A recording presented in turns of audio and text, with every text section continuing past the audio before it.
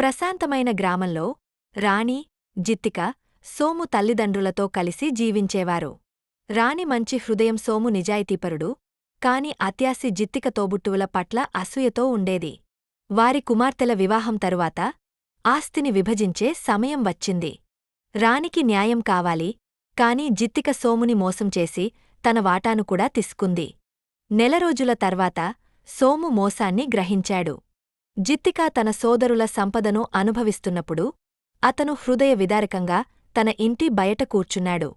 సోము బాధ భరించలేక రాణి తన వాటాలో సగం అతనికి ఇచ్చింది. సంపద కంటే కుటుంబం విలువైనది అని ఆమె అన్నారు. జిత్తిక దురాశ, అహంకారం, అత్యాశ వల్ల సోదరులని తక్కువచేసి మాట్లాడుతూ ఉండేది. కొన్న రోజులకి ఆస్తులు నష్టపోయింది. రాణి మరియు సోము జిత్తికను క్షమించారు. దురాశ ఒంటరితనాన్ని తెస్తుంది అని రాణి చెప్పింది. తన తప్పును గ్రహించిన జిత్తిక సంపద కంటే కుటుంబాన్ని ఎంచుకుంది.